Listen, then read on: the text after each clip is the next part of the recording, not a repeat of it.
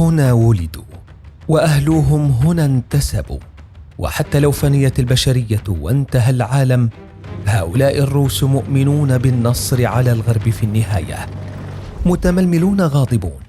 خرجوا بمظاهرات وشكلوا فرق هروب جماعي من البلاد. هؤلاء الروس موقنون أن بوتين يقودهم إلى حتفهم ودمار بلدهم.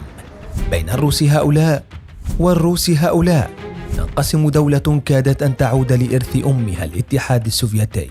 وتتقاسم مع عدوتها اللدود أمريكا عرش أعظم دول العالم،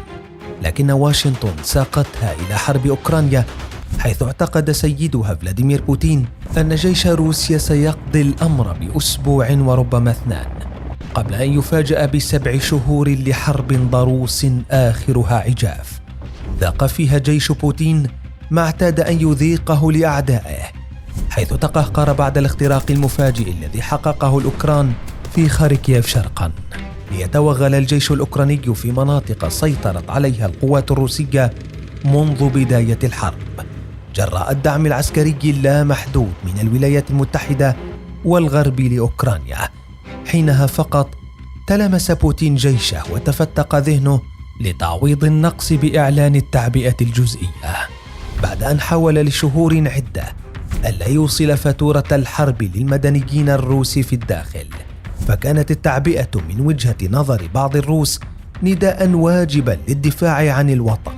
لكنها كانت أيضا الشعرة التي قسمت ظهر البعير لروس آخرين.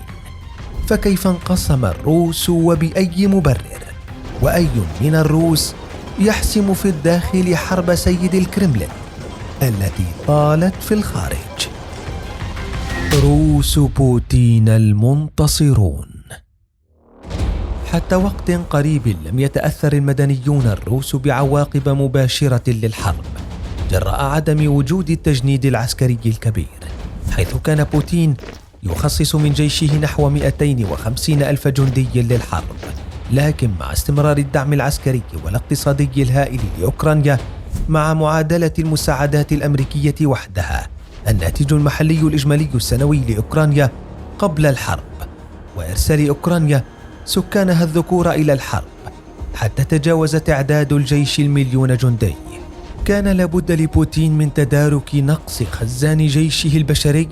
عبر فرض التعبئة الجزئية،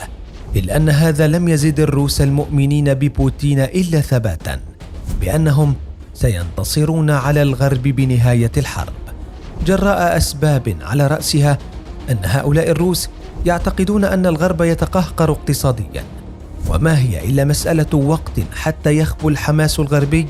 ويتراجع الدعم لأوكرانيا، خاصة مع التضخم المستمر جراء الارتفاعات القياسية في أسعار النفط والغاز. كما أن المؤمنين بالنصر في روسيا لا ينفكون ينظرون إلى التماسك السياسي ببلدهم،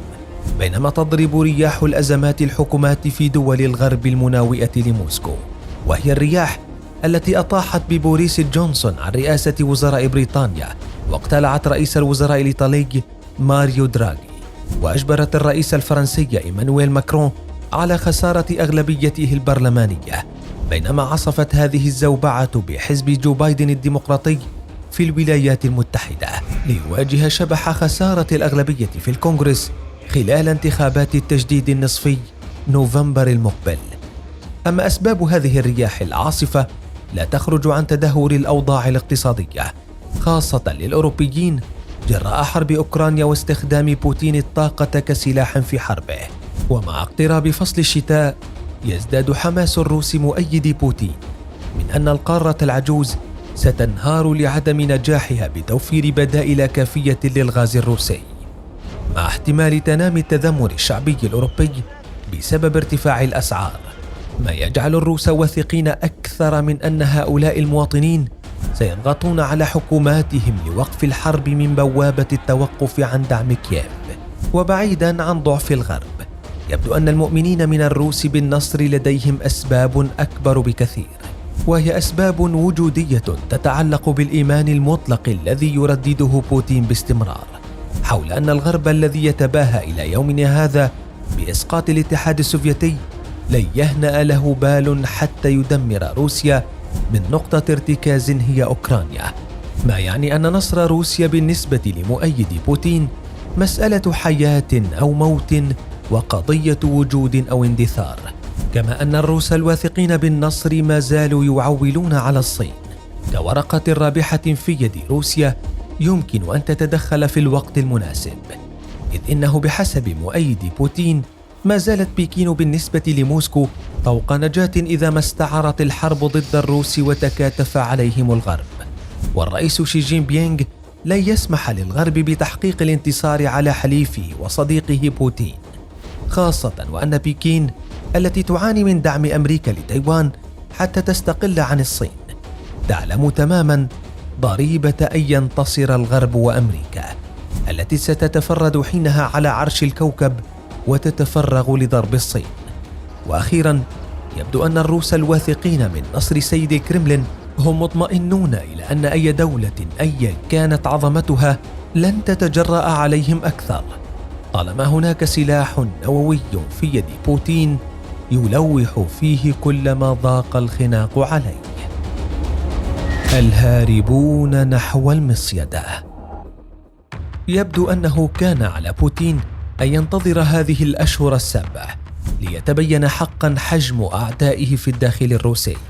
فمن كان يغض الطرف عن حرب روسيا على أوكرانيا ما عاد اليوم في وارد أن يخفي مقته الحرب بعد أن وصل بل السلاح إلى ذقنه. فاليوم أثار إعلان التعبئة فزع جنود الاحتياط المحتملين الذين سارعوا إلى مغادرة البلاد إلى كل فج عميق، حتى وصل الحال بشركات الطيران لإعلان نفاذ تذاكر الرحلات المغادرة لروسيا، كما تجاوز سعر بعض التذاكر المغادرة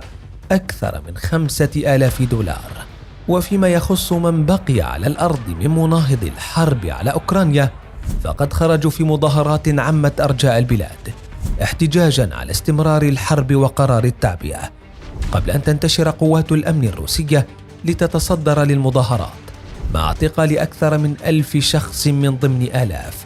خرجوا للتظاهر في 38 مدينة روسية عقب الخطاب الذي وجهه بوتين، في وقت جدد نشطاء من تحالف فينسا أو الربيع المناهض للحرب الدعوة إلى الاحتجاج واعتبار أن التعبئة أدخلت الحرب لكل بيت، وباتت تعني الإلقاء بآلاف الروس في مفرمة الحرب. كما يخشى الروس من مناهض الحرب مغبة عقوبات أوروبية جديدة ترهق الاقتصاد الروسي وتزيد التضخم والتردي المعيشي، بعد أن اتفق زعماء الدول الأوروبية على فرض عقوبات جديدة تستهدف روسيا، خاصة وأن روسيا تواجه تحالفا يتجاوز حجم اقتصاداته مجتمعة اقتصاد روسيا ب20 ضعفا. كما أن المعتقدين من الروس بحتمية هزيمة بوتين ينظرون إلى الدعم الهائل الذي تقدمه الولايات المتحدة ودول الناتو لأوكرانيا، ما يشي بأن هذا ليس صراعا يمكن لبوتين أن يكسبه حتى لو امتد به الزمن، وهو ما بدأت أولى إرهاصاته مع خسارة سيد الكرملين دعم عائلات روسية كانت مؤيدة له لكنها انقلبت بعد أن رأت بأن أبنائها سيزج بهم في محرقة الحرب، إضافة إلى بدء الرئيس الروسي بحشد كل اقتصاد البلاد من أجل مكينته العسكرية، ما ينذر بحرب